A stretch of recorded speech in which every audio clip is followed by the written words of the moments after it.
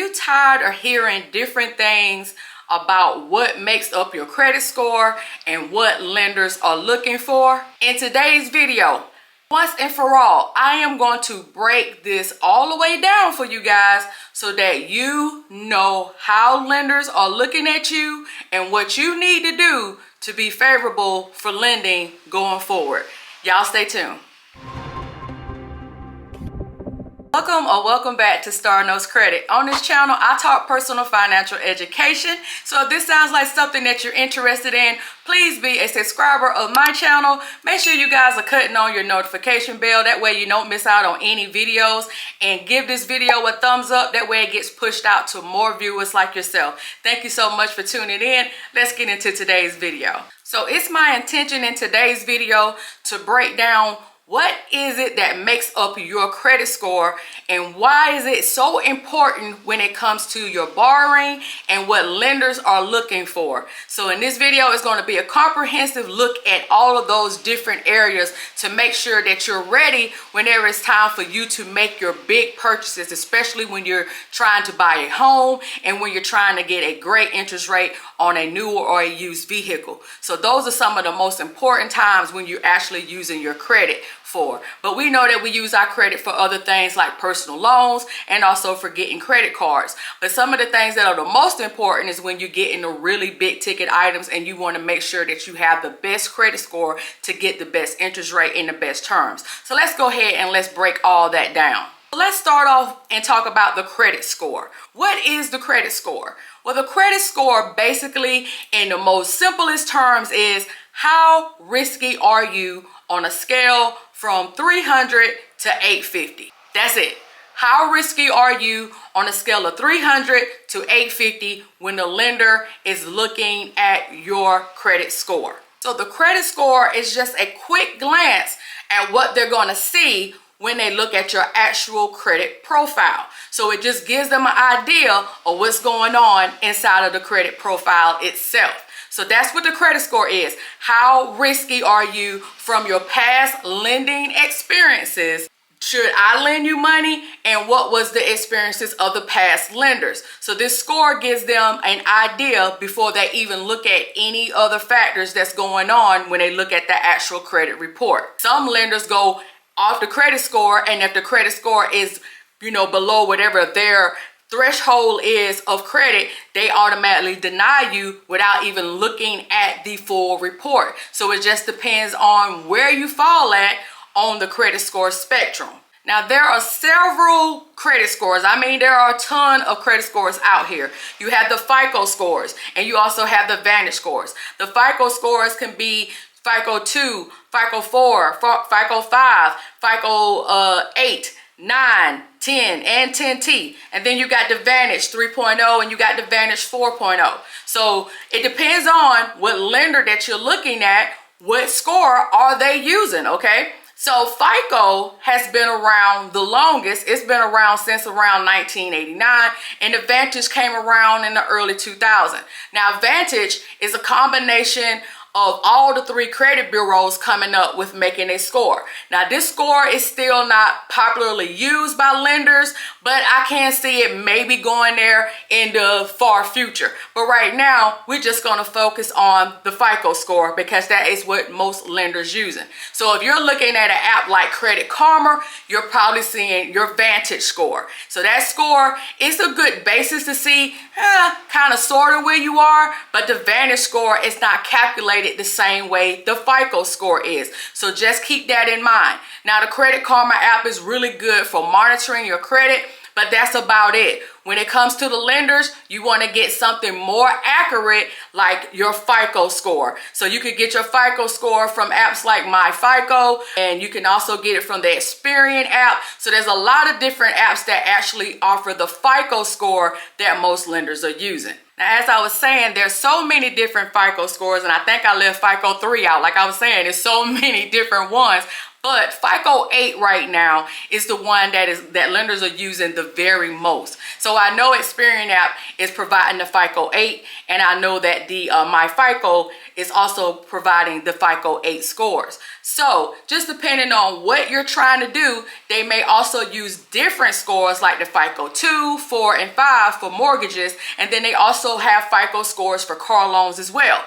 But I wouldn't worry about and get all tied up into all the different scores that there is out there, because as long as you do the top 5 things, your credit score should be good on all different scoring modules and all different versions of it. So as long as you're doing these top 5 things, you will be fine. So you don't even have to worry about which one they're actually using when you go to a lender. So Experian says that 67% of Americans have what they consider a good credit score or better. So let me pull up what they consider the breakdown is for how they range your credit, okay? So they break it down with 300 to 579 score as being poor, a 580 to a 669 as being fair, 670 to 739 as being good, 740 to 799 as being very good, and 800 to 850 as being exceptional. So depending on where your score is right now is where you fall at in those different categories of scores. So you may also teeter-totter between some of them, just depending on, like I said, the lender. When I used to work in the credit unions, we used to have different tiers, and our tiers would base on what your interest rate would be. And that's how most lenders are. They're looking at where you fall at on their lending rules to say what your interest rate is going to be. And of course, the higher that number is, the closer you are to 850, the better favorable terms you're going to get on the loan, the better favorable interest rate you're going to also get on that loan. So having a 1 point difference sometimes can make and break what you actually pay in interest. So what do I mean by that? So just looking at what the Experian says, they says that if your credit score ranges between 670 and 739, that's good. So depending on the lender, 739 might be what they consider a C score, right? Between 670 and 739. Well, you would think that 670 and 739 are very far apart on the lending scale. But say if that's their lending and they consider that C credit, right? So then you may not get a favorable interest rate, or your interest rate will be a little bit higher, right? So if you go to the next category where it says 740 to 799, they may look at that as a B score. And so you may get a B interest rate, which will be a lot better than the C score, but it still may not be as great, and it won't be as great as the A score, which would be the 800 between 850. So that's why your credit score really matters, because it's going to determine what your interest is going to be. And the more interest that you're paying out, the more that you're paying for these same types of things. So if my credit score stops at a 739 and I say I'm getting a 2024 Jeep Grand Cherokee, I might pay more than this person that has the 740. They only a 1 point difference, but they may pay cheaper in interest than I would with just a 1 point difference. So that's why it matters, okay? And as I was saying earlier in the video, the credit score really tells you how risky are you. So those numbers that I just said, from 639 to 740, those 1 point difference, really shows how risky are you, because that's all the credit score is. It's just showing the lender, what did I do in the past that made me get this score? Did I have late payments? Did I have collections? Did I have judgments? Did I have liens? Did I have all kinds of stuff, bankruptcies, all those type of things that came up that I got this score right now? So that's what they're looking at. So your credit score tells a small story before they even look at the credit profile, because of the 5 things that I was telling you that we finna break down right now is going to determine how risky you are. So let's go ahead and let's break down those 5 things. We're talking about the FICO score. The first thing that they are looking at is your payment history. Payment history counts for 35% of your credit score. So here's the thing with FICO. FICO automatically gives you 300 points, right? When they're calculating your score, you automatically get 300 points. And it's up to you to come up with the other 550 points. So that's how you make up the rest of your score to get to 850. They give you 300 and you got to come up with the other 550. When I say payment history and that I have to come up with 550 and my payment history count for 35% of that, what does that look like? Well, that looks like 192.5 points of the 550 that you have to come up with. So that's 192.5 points that the payment history accounts for. When we're looking at getting the highest credit score that we can get, right? If we got 300 and we add 192.5 to that 300, we're coming up with 492.5. That's what we got. We got 492.5. So we know that if you're paying your credit on time every month and you're not late on any payments, right? You know that your credit score should at least be a 492.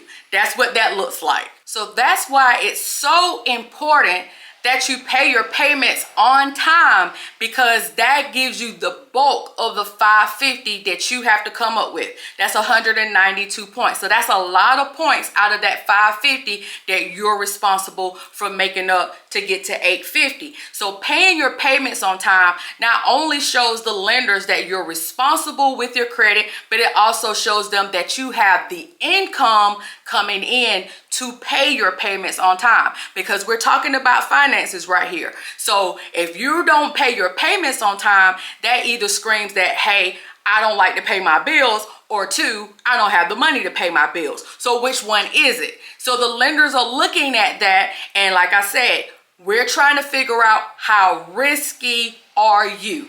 Okay, so how risky are you? If you're not making your payments on time, then that's a risk. That's a big risk for me, right? So when you're making late payments, that's how your credit score can drop 100 points, right? You know, something like that. That's how your credit score takes such major hits, because that's a big part of the category that makes up your score. The next category that makes up your credit score is your credit utilization, and that counts for 30%. So what does that 30% equals to in points? 165. So now we got 192.5 that we have to come up with when it comes down to our payment history. Now we're going to add another 165 to that, which is going to come up to be 657.5 points. So if you did nothing more but paid your payments on time and you kept your credit utilization low, you should at least have a 657 credit score.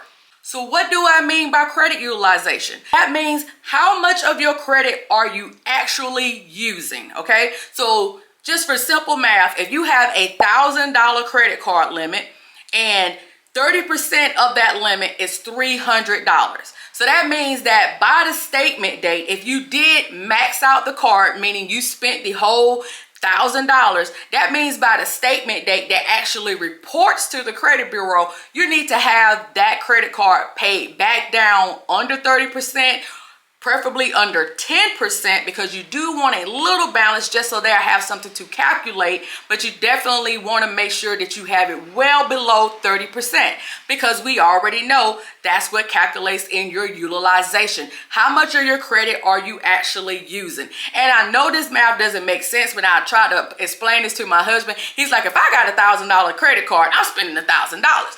And you can, but you just got to know when your statement date is, because the credit bureau is the one that's going to be calculating. So we want to know, how risky are you? Because if you have the money to pay off a credit card, why wouldn't you? Because we know that credit card interest is the highest interest, even if you have a good credit score. So right now, if you got an 800 to an 850, you may still have a credit card like Chase and Bank of America and some of the bigger banks, not talking about credit unions, but some of the bigger bigger banks, you may still have an interest rate of 22%, even with good credit, because the interest rates right now are just high, right?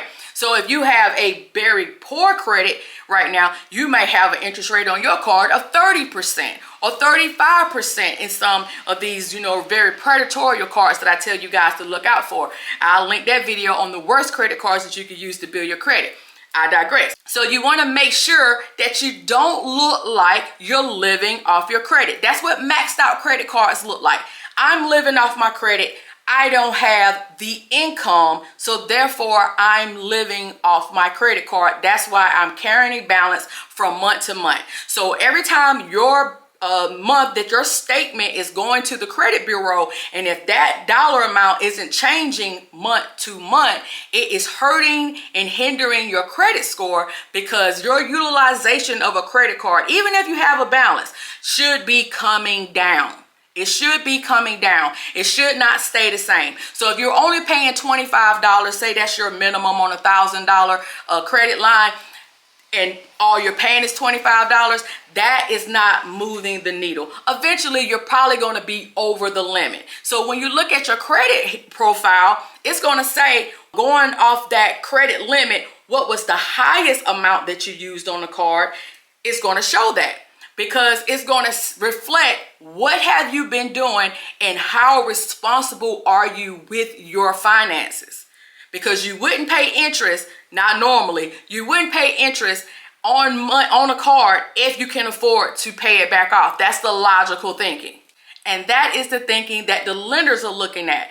Would you pay interest if you did not have to pay interest? They're looking at this logically. So you do not want to look risky by looking like you're living off your credit card. So when you have maxed out credit cards, if you're looking at this video right now, it's time to debt snowball. If you don't have the income right now to pay those cards completely off, it's time to debt snowball and pay those cards off, so that you can get your utilization down and watch your credit score automatically increase. Okay, I'm going to also link some videos of some of my how to get out of debt and some of the things that are also hindering your credit score in the cards. All right, also a part of the credit utilization is the amount that you owe compared to the original loan amount. So what does that mean? So when you first get a car loan, or when you first get a student loan, or any type of installment loans, you have the first original amount, right? And as you pay those payments down, that amount should come down, right? So it's also calculating that, are you moving the needle on your payments? Are the debts coming down? So sometimes you can have good credit utilization, but your credit score could still be stagnant, because say you got student loans and you're not actively paying your student loans right now, or the payments that you're making is going straight to the interest and not the principal, and therefore those are not coming down. That can also stagnate your credit score, because those balances are not moving. So that's another part of the credit utilization. How much of the credit has actually been paid back? They're trying to see how much are you paying back. Like I said, this is all about how risky. Am I at risk of this person not paying these loans, that if I give them this car loan, are they going to pay it back? This is all calculated. So right now we're looking at 192.5 points with the payment history, and 165 points when it comes down to your credit utilization. So as I said, if you have those two things right, you should be at 657 points right now. Okay, let's go on to the next category. So the next category is the length of credit history. Now this counts for 15% of your credit score. So this is lower than your payment history and your credit utilization. So what does 15% out of that 550 looks like? That looks like 82.5 points. So your length of credit history counts for 82.5 points. So we add up the payment history and we add the credit utilization, and now we add the length of history to that to come up with our 550. Now our credit score would be at a 740. Right? So we're at a 740 now because we've added the length of history. So what does the length of history consist of? That consists of how long have you had credit? How long have you been using credit? So the longer your history, the longer your good payments, the longer your good credit utilization, the stronger your credit score is going to be. It's like putting the foundation to like when you're building a house. It's the foundation. How long has this person been having good credit? How long has this person been using their credit responsibly? That's what the length of credit history is. Now, that's why credit cards and having a good credit card, one or two, is a good thing for your length of credit history, because you can have a credit card forever and a day. I have 2 credit cards that I've had at least over 10 years because I have kept those cards in good standing. I have a credit card with my state credit union for South Carolina that I've had since 2010, and I have a Capital One card as well as another card that I've had since 2014. So I've had those cards for a very long time, and those cards make up a good amount of my length of history. Now, I won't always say that I've always kept those cards utilization good, because I tell you guys about my debt addiction story, but I was able to still keep those cards. Even with my debt issues, I still was able to keep those cards without late payments and without any issues. So I still have those cards. So that's a good thing that I was able to still be able to make my payments despite the things that I was going through back in the past. So that's what you want. You want a history of payments that you've had for a very long time, because we know if you get a car loan, and say you get the car loan for 5 and 6 or even 7 years, eventually you're going to pay that car off, and you're no longer going to have that payment history actively reporting. But because if you're making good payments and you're doing everything right with that car loan, that will still be a factor inside of your credit profile. So when I paid my Jeep off, when I paid my car off, those credits are still, those accounts are still on my credit report, because they still factor in the length of the time of my history. So right now, my length of history, it says around 13 years. Now, that's funny, because I've had credit since I was 18 years old, but I have not always did the correct thing with my credit since I was 18 years old. Now, say if I had got my first credit card, which I did get my first credit card at the age of 18 with Discover, and say I never messed up that relationship, I would have over a 30-year history on my credit score right now if I never messed it up with Discover. But because I did mess it up with Discover, and eventually it was charged off, eventually it went to collections, eventually it did all that stuff, and eventually 7 years came by and it was wiped off my credit, that no longer is a factor, okay? So it's only factoring in the good stuff that is still there. So that's why you want to keep good things around for as long as you can, because this is going to give you that length of history, which equals 82.5 points, okay? So that's why it's very important.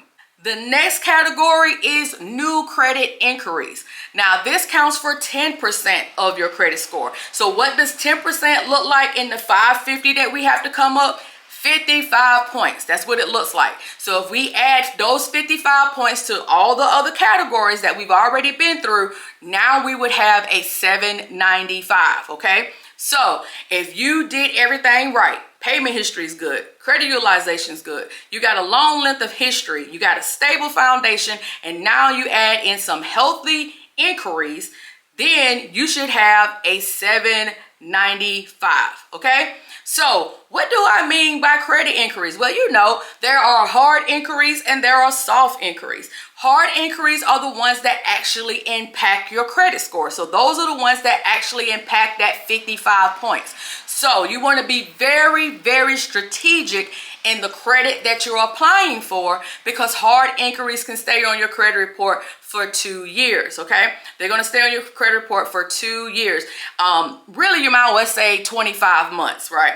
So with that being said, being strategic on the credit that you're actually applying for, not just applying for cards because you came on the YouTube channel and I told you that it's easy to get this American Express card, or it's easy to get this Chase card, or it's easy to get this Navy Fed card.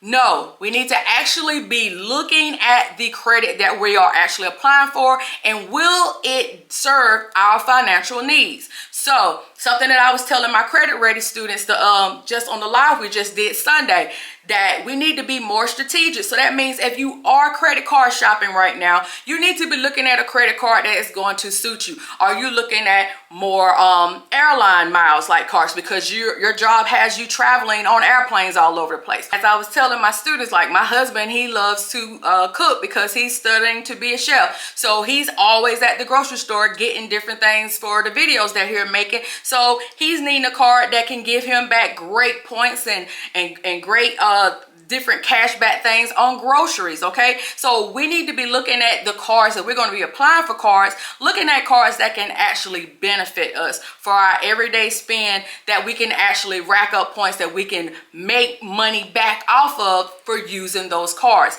That makes more sense than just getting a card, racking up credit card debt, and ain't getting anything from it. We're not doing that in 2024. That's not what we're here for. We are going to be more strategic in what we're applying for. So that goes for personal loans as well. We're not applying for personal loans just to have money in our pockets. Why do you need that personal loan? Do you have something that you need to pay that you actually do not have an emergency fund already set aside for that thing? So being more strategic, just thinking about what are we applying for, because that inquiry can make and break our credit score. You could be 1 point off from having a really good interest rate, like I said at the beginning of the video. So let's keep our inquiries very low. The average inquiries that you should have is maybe 1 or 2 every 2 years. You should not be having to apply for credit so often. Okay, that also screams risky. The more inquiries you have, that looks like to a lender that you are out here just trying to run up a bag because you don't have a bag already. Okay, that's what it looks like. It looks like you're trying to just get money, and they're gonna run away from that. They're gonna run away from that. So inquiries are a no-no.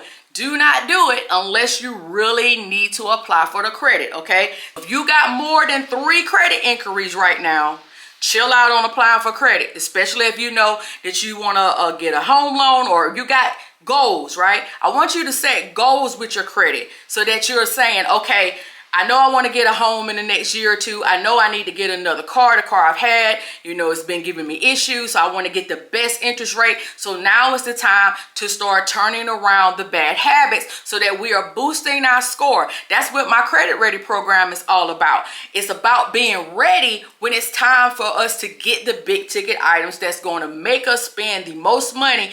And you know, we don't want to spend all that money on interest, because interest is taking money out of your pocket. We don't want to spend more for credit. All right, so anyway, let me get back to what I was saying.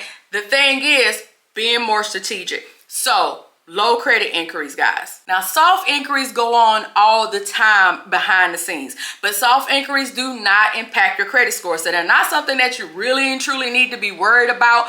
But if you pull your detailed credit report from annualcreditreport.com, you will be able to see who all have soft inquired your credit report. And you'll be surprised. You'll probably see lenders that you're already dealing with, because here's the thing, like say if you have a credit card with American Express, they will soft inquiry you every now and then, just like if you got a credit card with Capital One or Discover. They're going to soft inquiry just to see what are you doing out here in these financial streets. Because you could be paying your credit cards on time with them and no issues with them, but they trying to see what you're doing with other folks. Okay, they trying to make sure that you're paying your car payment on time over here. They trying to make sure that you're paying your other things on time and doing what you're supposed to do. Because if you're not, it could lower your limit on your credit card. If they see that you've been late, American Express see that you've been late with Chase, or see that you've been late with Capital One, they can lower your credit limit because they're not trying to be the next one. All right, if they see that because you were late with those, they can also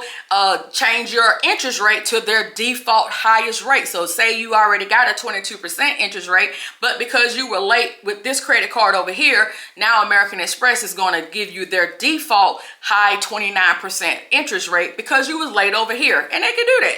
We don't read our terms and conditions, but it says that. So most credit cards are looking to see what you got going on in these other areas so that they can, you know, punish you for that. That's what they do. So just be mindful of that as well. So soft inquiries can also go on when you are trying to shop for car insurance or home insurance, or also when you are trying to get utilities when you're moving out. You know, of course, apartments is going to check your credit. You know, there's a lot of different things now to check your credit. Even for employment, they can do a credit screening too, just to see, especially if you're going into any type of financing sector. I know when every time I apply for a new job at any of the bank or credit union that I worked at, they always pull up my credit because they want to see how risky I am. I'm around all this money. They want to make sure I ain't on embezzle. You know what I'm saying? So it's just how you look out here in these financial streets. How risky are you? All right, just keep that in mind when it's coming to your credit score. How risky are you, and what does your credit profile reflect in that risk? Okay, so now we're going to go to our last category. So our last category is credit mix, and this counts for 10% as well. And so that also equals, just like the last one, it equals up to 55 points. So if we add another 55 points to our other categories, payment history, credit utilization, length of credit, credit inquiries, we add this new 55 with the credit mix. Now that makes up 850. Okay, so that's how it's all broke down for your 550.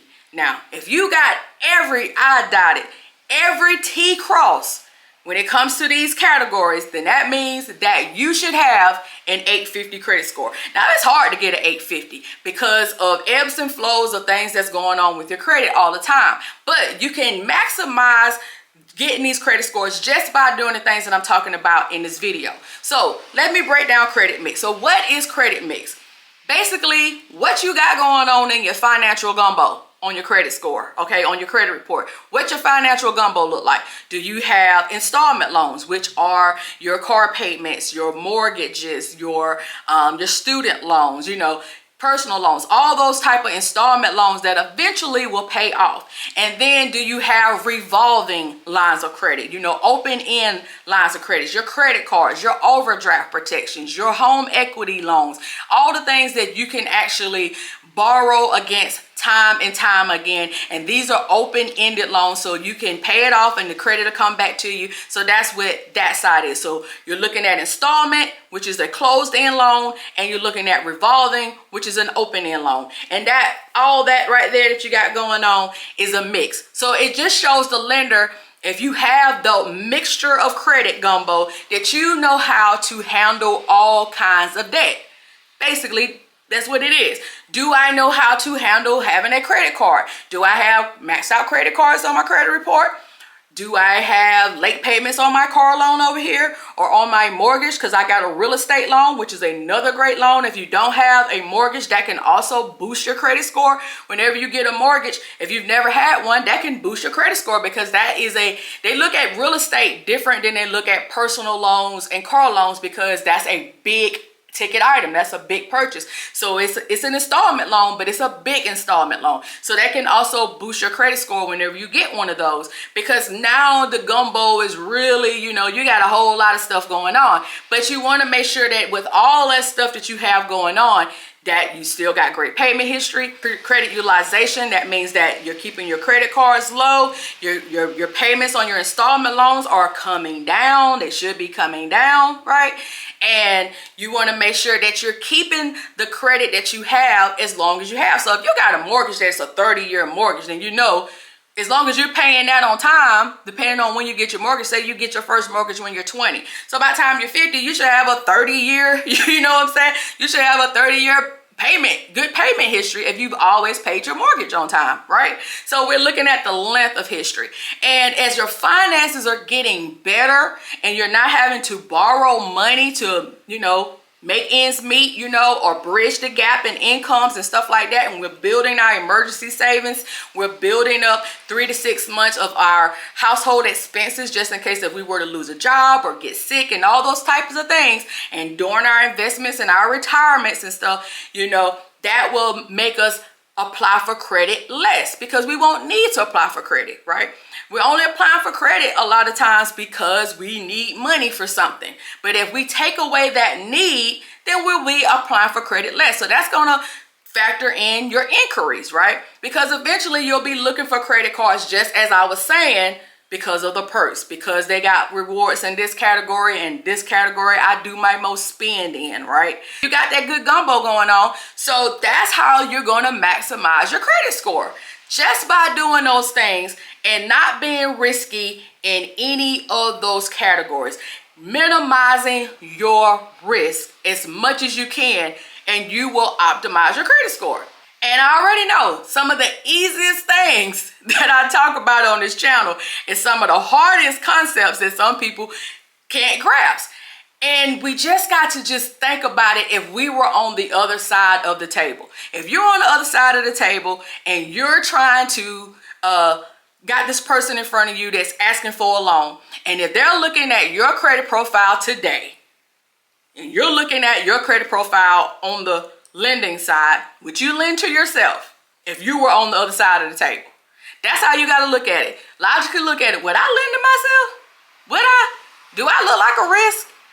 And if you say, yes, I look like a risk, then it's time for you to do the work to turn that around. So that means working in those categories, getting those payment histories on time, getting those utilizations down. Stop applying for new credit, because when you apply for new credit, you also are tanking your average age as well. You're breaking your average age of credit down. So the more new credit you got, it's going to break it down. So we don't want to do that.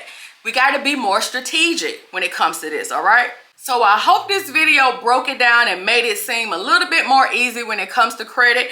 Please leave me a comment and let me know if this video made it a little bit easier and clicked on some light bulbs for you. And also let me know if you're going to start doing some of these things to help improve your credit score. Because like I said, it's all about how risky you look to a lender, okay? So making sure that if you do have to be late with a payment, that you're calling your creditors before you are late, because that can avoid a late payment. They may can do something to help you avoid having a late payment on your actual credit report. You know, instead of letting things go to collections, let's talk to these people to make payment arrangements so that it doesn't go as far as a collection that can bring our payment history down, okay? So it's just being more proactive on the things that we're doing to help improve and maintain a good credit score. All right. And if you do need any help, y'all know y'all can join the Credit Ready program. As I was telling y'all, it's all about being ready for the times that we actually need our credit. So if you want to join it, it's in the description box, of course, and it's also going to be pinned in the comment. I would love to see you guys inside of the Credit Ready program. I will still be doing free consultations when you first join. The last day for free consultations will be April the 14th. So it depends on when you see this video. April the 14th of 2024 will be the last day that I do free consultations inside of the Credit Ready program. You know, one-on-one chat, you know, Google Meet, me and you talking like we're talking right now. So if you're interested, again, in the description box and in the pinned comment. I'm also going to list some of the other videos that I've talked about, some of these other concepts about debt, about my debt addiction and all those different things. So if you're interested, check out these videos right here at the end. And I'm going to see you in the next video, hopefully. Peace.